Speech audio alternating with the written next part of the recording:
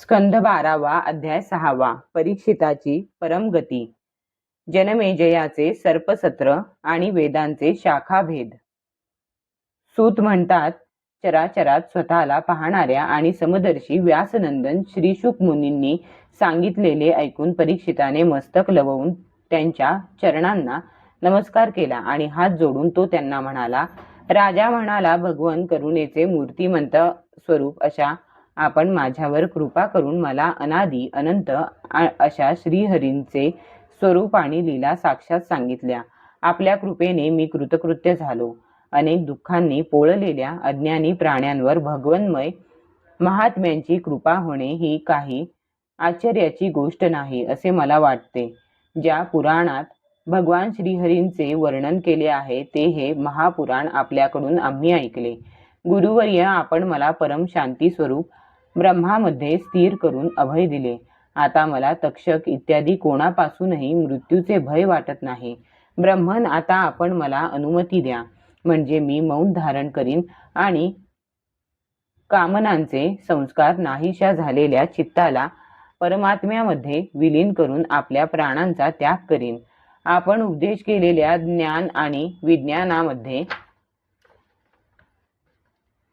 स्थिर झाल्यामुळे माझे अज्ञान कायमचे नाहीसे झाले. भगवंतांच्या परम कल्याण रूप स्वरूपाचा आपण मला साक्षात्कार घडविला. सूत म्हणतात, असे म्हणून राजाने महर्षी श्री शुकांची पूजा केली. नंतर ते परीक्षिताचा निरोप घेऊन बरोबरीच्या मुनींसह तेथून निघून गेले. राजश्री परीक्षिताने सुद्धा स्वतःच अंतरात्म्याला परमात्म्यात एकरूप करून तो त्याच्या ध्यानात मग्न झाला. त्यावेळी त्याचा श्वासोच्छवासही चालत नव्हता. जणू एखादा वृक्ष असावा तसा तो भासत होता. तो गंगा तीरावर पूर्वेकडे टोक असलेल्या कुशासनावर उत्तरेकडे तोंड करून बसला. त्याची आसक्ती आणि संशय नाहीसे झाले होते. आता तो ब्रह्म आणि आत्म्याच्या एकतारूप महायोगामध्ये स्थिर होऊन ब्रह्मस्वरूप झाला.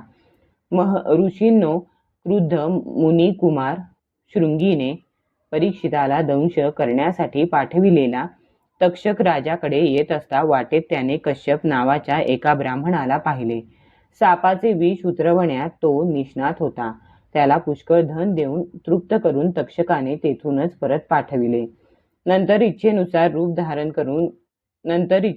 रूप धारण करू शकणाऱ्या तक्षकाने ब्राह्मणाचे रूप घेऊन राजाजवळ जाऊन पुन्हा सर्परूप घेऊन त्याला दंश केला. त्याआधीच राजश्री ब्रह्मरूप झाला होता. आता तक्षकाच्या विषाच्या आगीने त्याचे शरीर सर्वांदेखतच तत्काळ जळून भस्म झाले. तेव्हा पृथ्वी, आकाश आणि सर्व दिशांमध्ये मोठा हाहाकार माजला. परीक्षिताची परमगती पाहून देवता, असुर, माणसे इत्यादी सर्वजण आश्चर्यचकित झाले. देवतांच्या दुंदुभी वाजू लागल्या. गंधर्व आणि अप्सरा गायन करू लागल्या. उत्तम उत्तम असे म्हणत देव पुष्पवर्षाव करू लागले.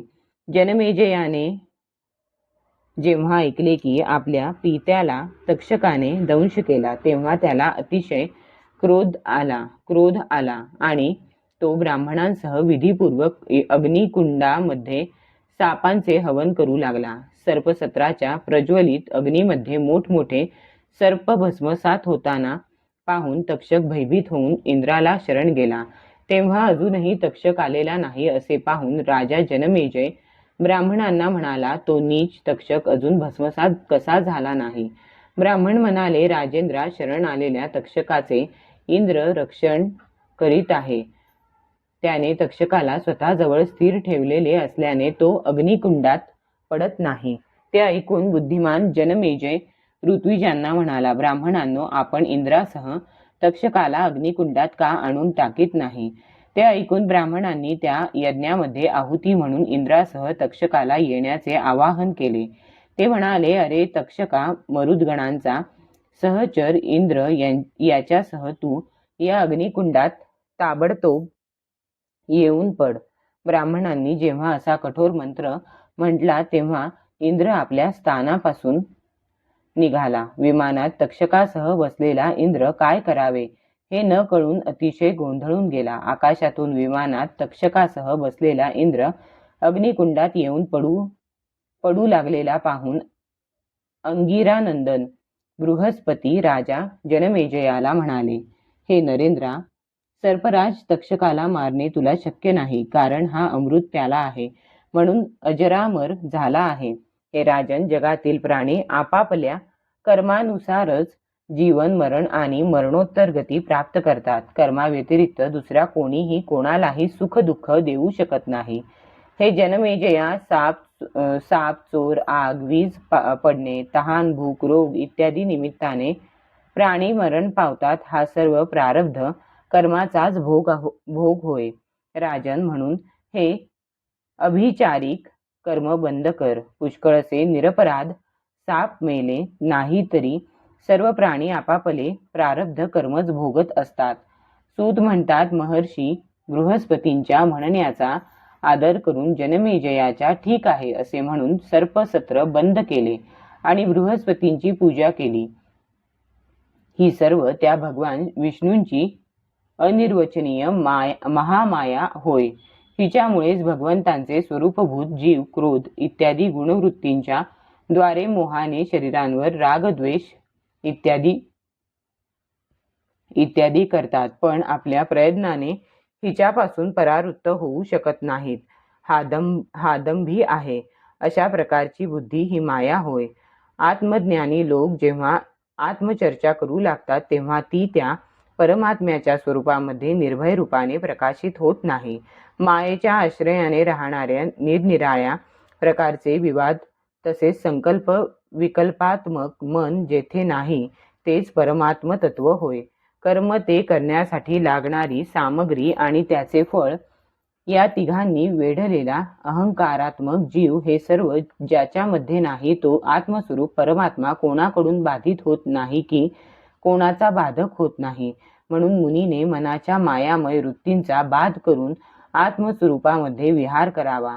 मुमुक्षू परमपदा व्यतिरिक्त सर्व वस्तूंचा नेती या श्रुती वचनाने निषेध करून जी वस्तू प्राप्त करून घेतात की जिचा कधी निषेध होऊ शकत नाही आणि कधी त्यागही होऊ शकत नाही, ती वस्तू म्हणजे भगवंतांचे परमपद आहे असे सर्व महात्मे सांगतात. आपले चित्त एकाग्र करणारे पुरुष अंतःकरणाची अशुद्धी नाहीशी करून अनन्य प्रेमभावाने परिपूर्ण अशा हृदयाने त्याच परमपदाला आलिंगन देऊन आणि त्यातच विलीन होऊन जातात. ज्यांच्या अंतःकरणात शरीराबद्दल अहंभाव नाही आणि त्याच्याशी संबंधित असलेल्या घर इत्यादी पदार्थांविषयी ममता नाही, त्याच लोकांना भगवान विष्णूंच्या या परमपदाची प्राप्ती होते. हे परमपद मिळवण्यासाठी दुसऱ्याचे कटू बोलणे सहन करावे, कोणाचाही अपमान करू नये, या शरीराविषयी आसक्ती ठेवून कोणाशीही वैर करू नये. अकुंठित ज्ञान असणाऱ्या श्री व्यासांना नमस्कार असो. त्यांच्या चरणकमलांचे ध्यान करूनच मला या श्रीमद भगवत महापुराणाचे ज्ञान प्राप्त झाले आहे. शौनकाने म्हटले, हे सूत महोदय, वेदांचे आचार्य असणाऱ्या महात्म्या वेदव्यासांच्या पैल इत्यादी शिष्यांनी किती प्रकारांनी वेदांचे भाग केले हे आपण आम्हाला सांगावे. सूत म्हणाले, परमेष्ठी ब्रह्मदेव जेव्हा पूर्वसृष्टीचे ज्ञान संपादन करण्यासाठी एकाग्र चित्त झाले त्यावेळी त्यांच्या हृदयाकाशातून नाद उमटला. जीव जेव्हा आपल्या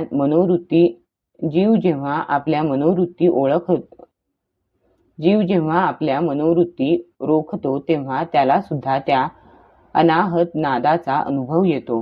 हे ब्रह्मर्षे, योगी ज्या नादाची उपासना करून त्याच्या प्रभावाने अंतःकरणातील द्रव्य, अधिभूत क्रिया, अध्यात्म आणि कारक अधिदैव रूप दोष नाहीसे करून मोक्ष प्राप्त करून घेतात, त्याच अनाहत नादापासून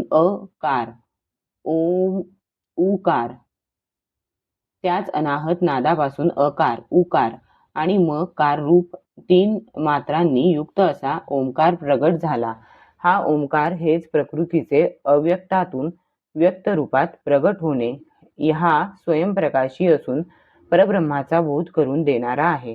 जेव्हा कान ऐकत नसतात तेव्हा सुद्धा जो हा ओंकार ऐकतो, तसेच सर्व इंद्रियांच्या अभावीही ज्याला ज्ञान असते, तो परमात्म्यापासून हृदयाकाशात प्रगट होऊन वेदरूप वाणीला अभिव्यक्त करतो, तोच हा ओंकार.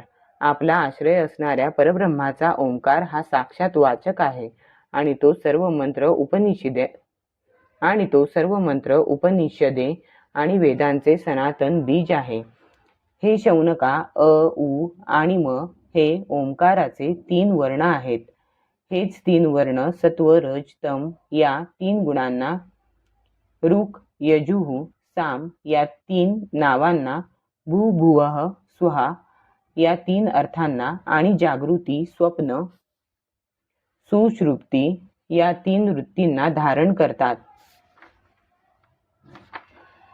यानंतर भगवान ब्रह्मदेवांनी यापासूनच अंतस्थ य, र, ल, व, ऊष्म, श, श, स, ह स्वर, अ पासून औ पर्यंत, स्पर्श, क पासून म पर्यंत, तसेच ऱ्हस्व आणि दीर्घ इत्यादी लक्षणांनी युक्त अशी वर्णमाला उत्पन्न केली. त्याच वर्णमालेच्या योगाने त्यांनी आपल्या 4 मुखांपासून होता, अर्ध्वर्यू, उद्गाता आणि ब्रह्मा या 4 ऋत्विजांचे कर्म सांगण्यासाठी ओंकार आणि व्याहृतींसह 4 वेद प्रगट केले आणि वेदाध्ययनामध्ये कुशल असणाऱ्या आपल्या ब्रह्मर्षी पुत्रांना वेदांचे शिक्षण दिले. धर्माचा उपदेश करणाऱ्या त्यांनी नंतर आपल्या पुत्रांना ते शिकविले. त्यानंतर त्यांच्याच नैष्ठिक ब्रह्मचारी शिष्य प्रशिष्यांच्या द्वारे 4ही युगांमध्ये परंपरेने वेदांचे रक्षण होत राहिले. द्वापार युगाच्या शेवटी महर्षींनी त्यांचे विभाग सुद्धा केले.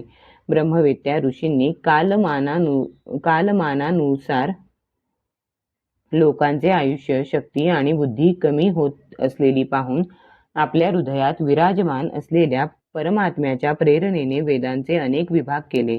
हे भाग्यवान शौनका, या वैवस्वत मन्वंतरामध्ये सुद्धा ब्रह्मदेव, शंकर इत्यादी लोकपालांच्या प्रार्थनेवरून अखिल विश्वाला जीवन देणाऱ्या भगवंतांनी धर्माचे रक्षण करण्यासाठी पराशरांपासून सत्यवतीच्या ठिकाणी आपले अंशांश कलास्वरूप अशा व्यासांच्या रूपामध्ये अवतार घेऊन वेदांचे 4 विभाग केले. ज्याप्रमाणे मण्यांच्या राशीतून वेगवेगळ्या जातीचे मणी निवडून वेगवेगळे केले जातात, त्याचप्रमाणे बुद्धिमान व्यासांनी मंत्र समुदायांमधून निरनिराळ्या विषयानुसार मंत्रांचे वर्गीकरण करून त्यातून ऋग, यजुः, साम आणि अथर्व या 4 संहिता तयार केल्या व आपल्या 4 शिष्यांना बोलावून प्रत्येकाला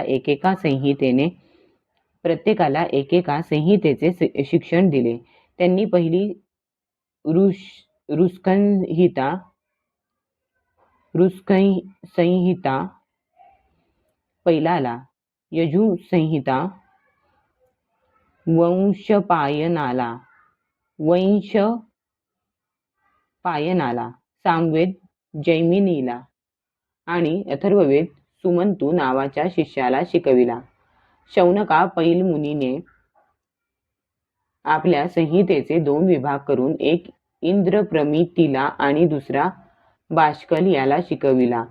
त्याने सुद्धा आपल्या शाखेचे 4 विभाग करून ते आपले शिष्य बोध्य, याज्ञवल्क्य, पराशर आणि अग्निमित्र यांना शिकविले. संयमशील इंद्रप्रमितीने प्रतिभाशाली मांडुकेय ऋषीला आपली संहिता शिकविली. मांडुकेयाचा शिष्य देवमित्राने सौभरी इत्यादी ऋषींना वेद शिकविले. मांडुकेयाच्या मुलाचे नाव शाकल्य. त्याने आपल्या संहितेचे 5 विभाग करून ते वात्स्य, मुद्गल, शालीय, गोखल्य आणि शिशिर नावांच्या शिष्यांना शिकविले. शाकल्याचा आणखी एक जातुकर्ण्यमुनी नावाचा शिष्य होता. त्याने आपल्या संहितेचे 3 विभाग करून ते त्यासंबंधीच्या निरुक्तासह बलाक, पैज, वैताल आणि विरज या नावांच्या आपल्या शिष्यांना शिकविले. बाष्कलाचा पुत्र बाष्कली याने सर्व शाखांपासून वालखिल्य नावाची एक शाखा रचली. ती बालायनी, भज्य आणि कासार यांनी आत्मसात केली. या ब्रह्मर्षींनी ऋग्वेदाच्या या शाखा आत्मसात केल्या. वेदांच्या विभाजनाचा हा इतिहास जो माणूस श्रवण करतो त्याची सर्व पापांपासून सुटका होते. वैशंपायनाच्या काही शिष्यांचे नाव चरकार्ध्वयू होते. यांनी आपल्या गुरुदेवांच्या ब्रह्महत्या पापाचे प्रायचित्त करण्यासाठी एका व्रताचे अनुष्ठान केले, म्हणून यांचे नाव चरकार्ध्वयू पडले. वैशंपायनाचा एक शिष्य याज्ञवल्क्य होता. तो आपल्या गुरूंना म्हणाला, अहो भगवन, या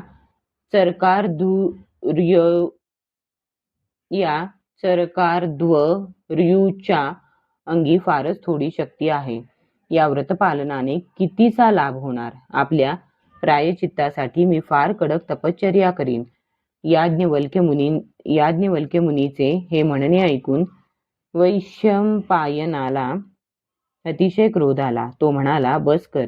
ब्राह्मणांचा अपमान करणाऱ्या तुझ्यासारख्या शिष्याची मला आवश्यकता नाही. माझ्याकडून जे काही अध्ययन केलेस ते ताबडतोब टाकून निघून जा. देवराताचा पुत्र याज्ञवल्क्याने गुरुजींनी सांगताच त्यांनी शिकविलेला यजुर्वेद ओकून टाकला आणि तो तेथून निघून गेला. यजुर्वेद टाकलेला मुनींनी पाहिला तेव्हा तो घेण्याच्या लालसेने त्यांनी तित्तीर पक्षाचे रूप घेऊन ती संहिता घेतली. यजुर्वेदाच्या या सुंदर शाखा तैत्तिरीय नावाने प्रसिद्ध झाल्या. शौनका नंतर याज्ञवल्क्याने गुरूंच्या जवळही नसतील अशा श्रुती मिळवण्यासाठी भगवान सूर्यांची स्तुती केली. याज्ञवल्क्य म्हणाले, हे भगवन सूर्यदेव, मी आपणास नमस्कार करीत आहे. आपण संपूर्ण जगाचे आत्मा आणि कालस्वरूप आहात. ब्रह्मदेवापासून गवतापर्यंत जे जरायुज, अंडज, स्वेदज आणि उद्भिज असे 4 प्रकारचे प्राणी आहेत त्या सर्वांच्या हृदयाच्या आत आणि बाहेर आकाशासारखे व्यापलेले असूनही आपण उपाधींच्या धर्मापासून अलिप्त राहणारे अद्वितीय भगवान आहात. आपणच क्षण, लव, निमेष इत्यादी अवयवांनी संघटित झालेल्या संवत्सरांच्या द्वारा तसेच पाण्याचे ग्रहण व विसर्जन यांच्याद्वारे सर्व लोकांची जीवनयात्रा चालवित आहात. या ठिकाणी तत्सवितुर्नेयम चा आशय आहे. चा आशय आहे, हे प्रभो, आपण सर्व देवतांमध्ये श्रेष्ठ आहात. जे लोक दररोज 3 वेळा वेदामध्ये सांगितल्यानुसार आपली उपासना करतात त्यांची सर्व पापे आणि दुःखांची विजय आपण भस्मसात करून टाकता. हे सूर्यदेवा, आपण सर्व सृष्टीचे मूळ कारण तसेच सर्व प्रकारच्या ऐश्वर्यांचे स्वामी आहात. म्हणून आम्ही आपल्या या तेजोमय मंडलाचे पूर्ण एकाग्रतेने ध्यान करीत आहोत. या ठिकाणी भर्गो देवस्य धीमहि चा आशय आहे. आपण सर्वांचे आत्मा आणि अंतर्यामी आहात. जगातील चराचर आपलेच आश्रित आहे. आपणच त्यांच्या अचेतन मन, इंद्रिये आणि प्राणांचे प्रेरक आहात. या ठिकाणी धियो योनः प्रचोदयात चा आशय आहे. हा लोक दररोज अंधकार रूप अजगराच्या विक्राळ दाढेत सापडून प्रेतासारखा होऊन जातो. आपण परम दयाळू आहात. म्हणूनच आपल्या फक्त दृष्टीनेच याला सचेतन करता आणि वेळोवेळी परम कल्याणाचे साधन असलेल्या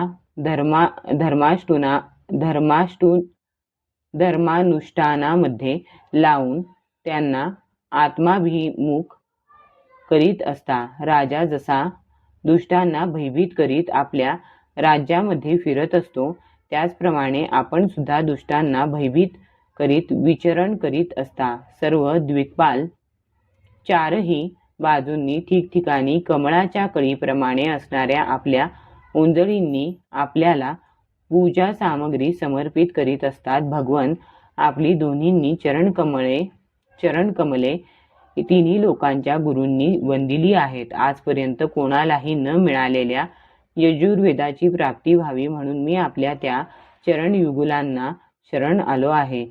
सूत म्हणतात, अशी स्तुती केली तेव्हा प्रसन्न होऊन भगवान सूर्यांनी घोड्याच्या रूपात प्रगट होऊन आतापर्यंत कोणालाही प्राप्त न झालेल्या यजुर्वेद त्याला दिला. आतापर्यंत कोणालाही प्राप्त न झालेला यजुर्वेद त्याला दिला. याज्ञवल्क्य मुनीने त्या यजुर्वेदाच्या 15 शाखांची रचना केली. त्याच वाजसेनेय नावाने प्रसिद्ध आहेत. काण्व,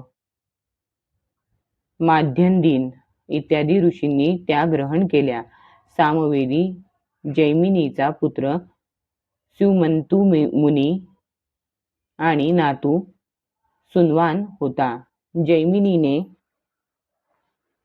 त्यांना प्रत्येकी एक एक संहिता शिकविली.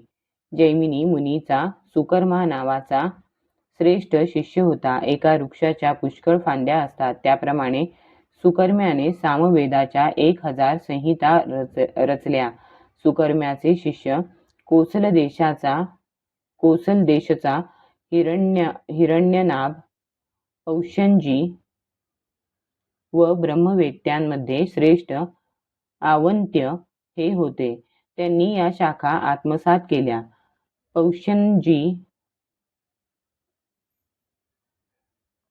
सुकर्म्याचे शिष्य कोसल देशाचा हिरण्यनाभ, औशंजी व ब्रह्मवेत्त्यांमध्ये श्रेष्ठ आवंत्य हे होते.